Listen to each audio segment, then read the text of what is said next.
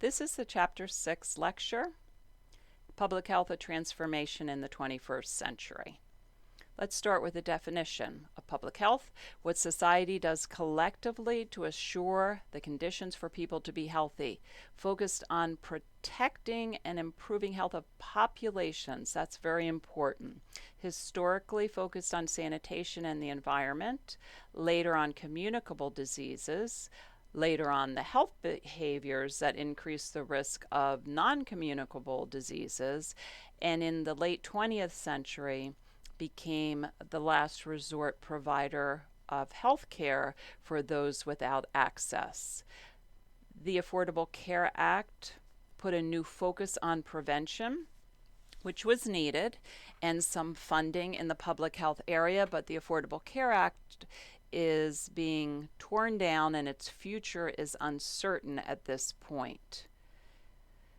Public health activity spending is only 1% to 3% of national spending, and I think that becomes alarming and amazing when we look at what public health does for us. So your textbook outlines all of the different ways you're impacted through your daily living by public health. Take a read of that for sure. There may be a public health agency, but that public health agency interacts and impacts a large number of different entities. So it becomes a very complex and complicated system. Some of the reasons for that complexity are listed here, involving decentralization of government, problem-specific focus, the very heavy reliance on non-governmental organizations, and the broad definition of health goals, and debates and controversy over how to achieve them. Again, public health focuses on entire populations rather than individuals, and so assesses the incidence, prevalence, and distribution of health problems and takes action at community, state, or a collective level. Public health interest justifies a collective response. Most of us in healthcare would agree that this principle of greatest good for greatest number is a sound one, and that human rights and social justice as a part of public health are very important. But there are opponents of public health and its focus. Their concern is the loss of individual liberty, the abuse of power, and the improper role of government. And this became very clear during the pandemic of 2019-2020, when a number of people, though the minority, railed against the efforts to bend that curve downward of cases. Public health is different from individual healthcare. I think we keep saying the same thing over and over, but this is really important. Since it addresses health at the population level, changes in policies and laws become important. The consensus of professional societies is involved. A range of organizations. So again, the complexity is amazing. When we're talking about health promotion, we may address behaviors and lifestyle, but we work through schools and businesses and rec centers and community groups, etc. Now, with regards to public health and prevention of disease, there are three categories, and these are important. These categories are used throughout healthcare.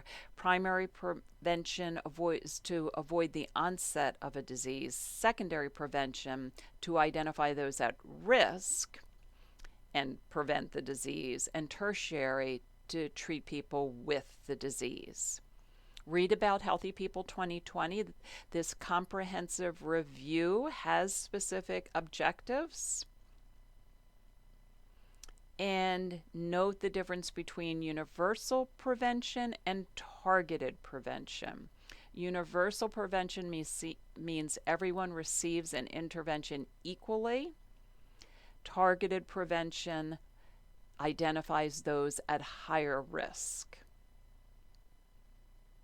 As far as increasing the focus on health equity, this is a very big part of public health efforts. In Chapter 5, we looked at the tremendous health disparities and inequalities in this country, and that is unfair and that is unjust. One of the goals of public health is to remove the obstacles to good health, and it addresses immediate and concrete issues or upstream social determinants of health. So there are a wide number of social determinants of health.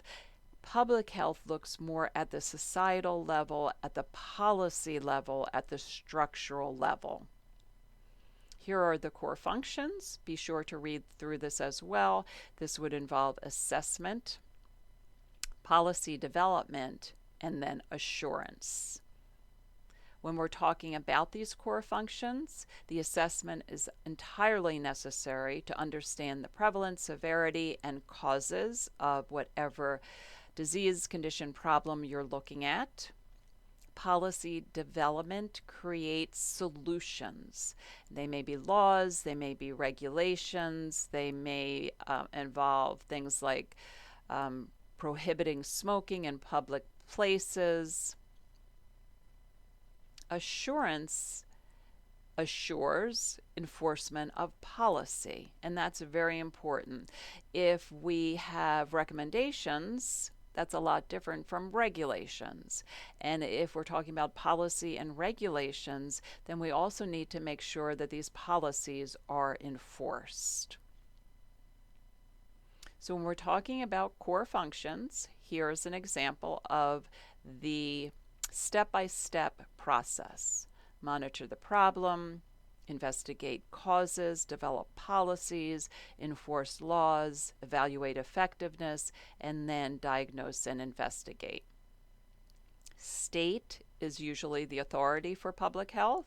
So state law would be the law that we look to most frequently, but this can be fragmented, not current, imperfect, and we'll look at that today when we look at our discussion. State health departments, tribal public health. Tribal public health is important because these are sovereign nations and they may provide public health services.